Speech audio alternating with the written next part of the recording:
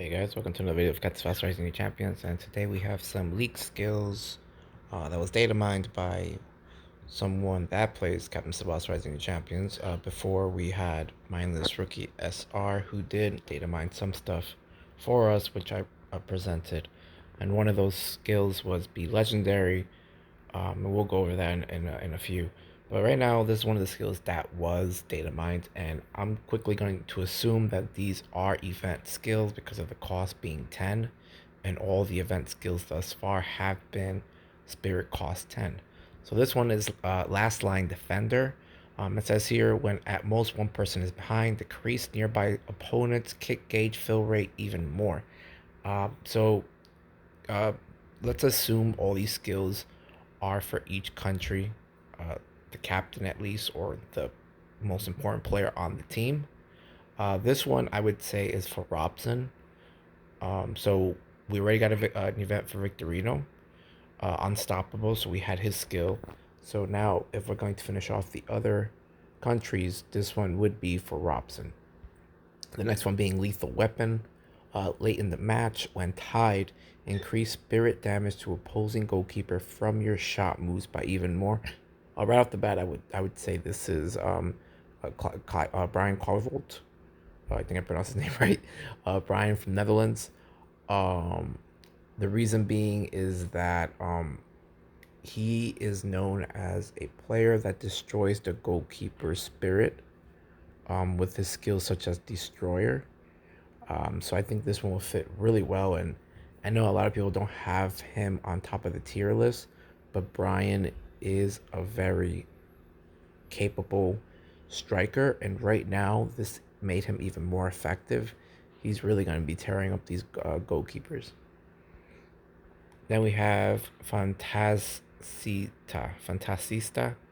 And I would assume this one is for Luciano, because that sounds kind of an Italian nickname, and he does have that nickname in his bio if you pull him up in the character information.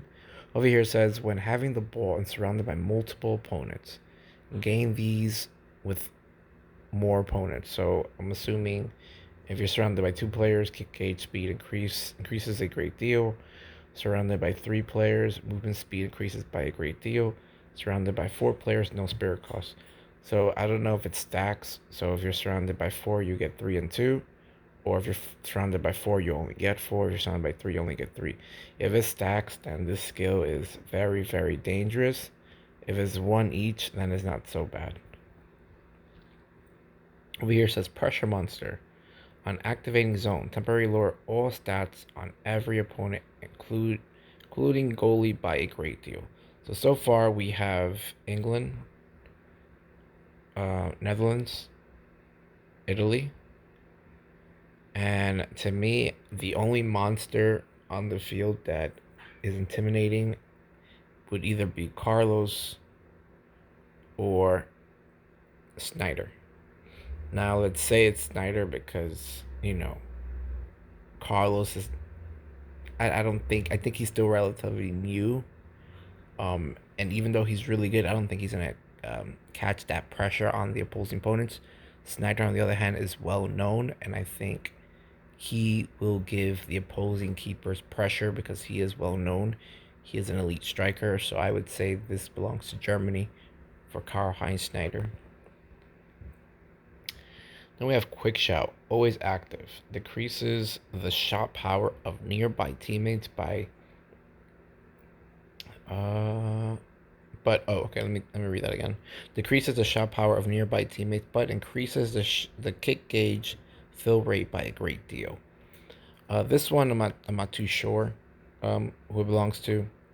Let's look at the next one. Powerful Shout. Decreases the kick gauge fill rate by nearby teammates, but increases the shot power by a great deal.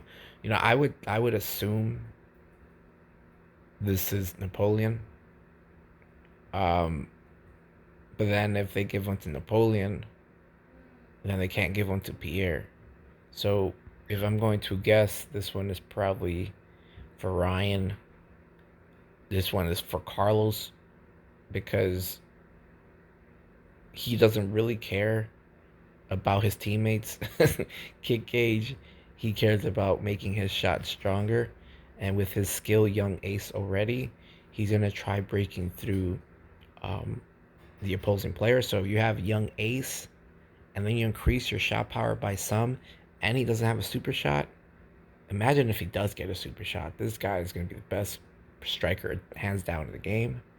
So I would say this is Ryan because he cares more about his kick gauge because his shots are more sneaky and they're trying to get past the goalkeeper, not overwhelm the goalkeeper. So I would say Germany, US, and Brazil. And then we have Jet Setter. When in a position that meets conditions, increases movement speed a little in defensive third.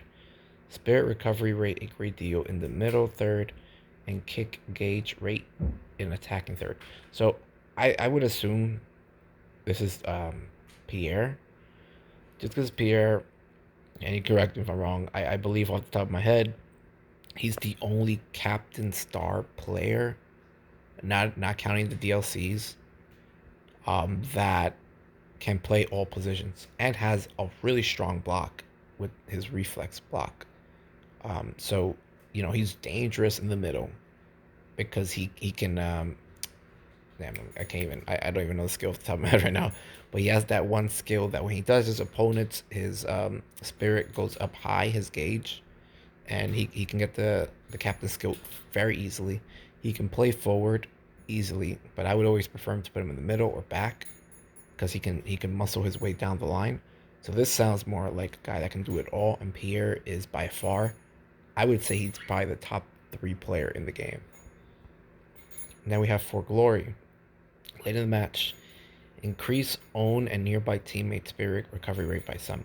I would say this is Tsubasa because Tsubasa is somebody that likes to have all his teammates get back up and fight. But also we have Senegal who still has not gotten a skill. And I think that, if you play his scenario, he was still fighting and getting his friends to fight on.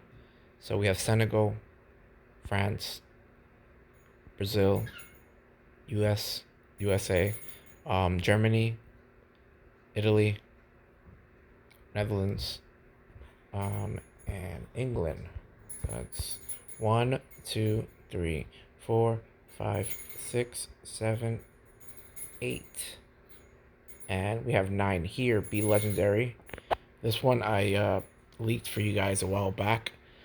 This one is, excuse me, until the ball leaves your feet after dodging 5 opponents in a row with dribble move, vastly increases shot power by more. I always thought this was Tsubasa's, but apparently this was seen on a bot online on Diaz or something like that, like a cheap bot or something like that. So as far as we know, this skill belongs to Diaz. So right now, every captain, or excluding Carlos, has a skill because Carlos is not a captain. Alberto is, but let's just say Carlos is the face of Brazil.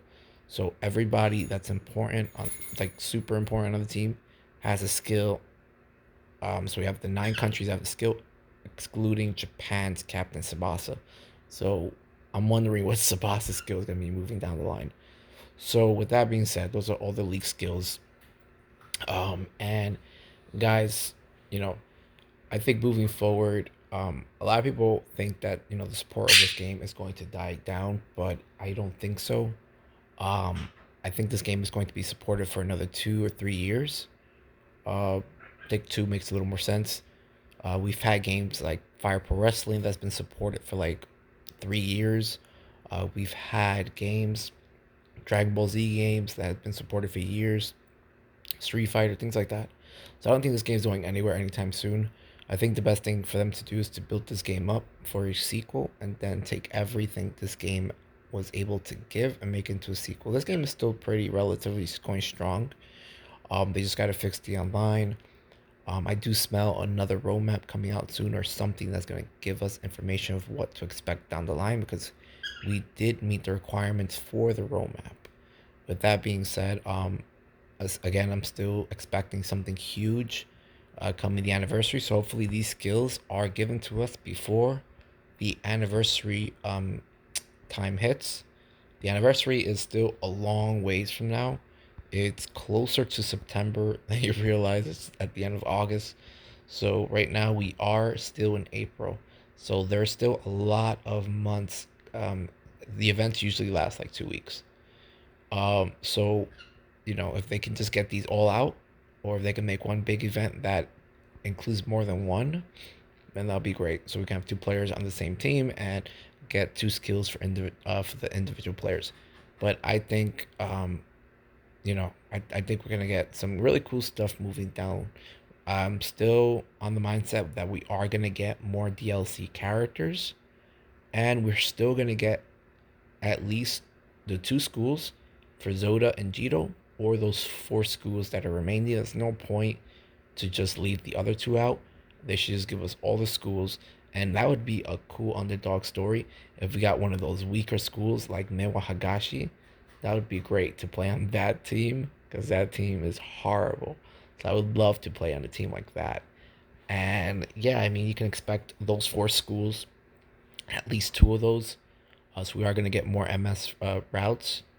Maybe down the line, they'll even give us Shingle School and Nagagashi School as well. Who knows? Maybe we'll get those schools. That'll be fun too.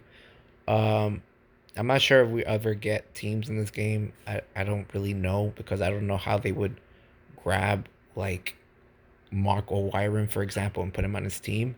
I don't know how that would work unless the DLC is paid and it comes with the team. And if you buy that team, it just makes no sense. Like, I don't know how the character would get unlocked in the team. So that's why I'm a little fishy about how they would introduce teams in this game. But I think we are going to get a lot of supports for characters. And then moving down the line in the future, they can take those characters, add it to the sequel with the new teams, and then they can do the same thing, add players, and then for the next one, add the teams. So they can go that route as well. Anyways, guys, thank you for watching. Take care.